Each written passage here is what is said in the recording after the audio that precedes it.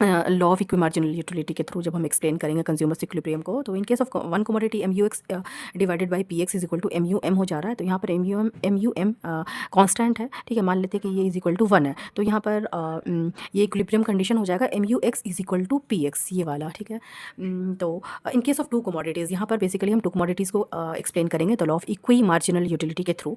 तो यहाँ पर when ratios of marginal utilities of two commodities and their respective prices are equal, that is in case of two commodities mu x by px is equal to mu y by py, sorry ये y है, P Y is equal to M U M है, ठीक है। तो यहाँ पर M U M चूँकि constant है तो इसलिए इसको हम इज इक्वल टू 1 मान लेते हैं। तो ये हो जाएगा M U X by P X is equal to M U Y by P Y. इसे हम ऐसे भी लिख सकते हैं M U X by M U Y is equal to P X by P Y, ठीक है, क्योंकि यहाँ पर एम यू एक्स कॉन्स्टेंट है, माना गया कॉन्स्टेंट।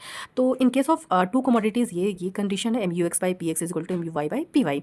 उसी तरह से in case of nth commodities, अगर कंज्यूमर n कमोडिटीज़ को कंज्यूम कर रहा है तो कंज्यूमर कब इक्विलिब्रियम में होगा, when M U X by P X is equal to M U Y by P Y is equal to dot dot M U N by P N, ठीक है। मतलब उससे मिलने वाला मार्जिनल यूटिलिटी एंड प्राइसेस का जो ratio है वो सारे कमोडिटीज़ के लिए सेम होना चाहिए, ठीक है। तो इसे ही हम law of equi marginal utility कहते हैं।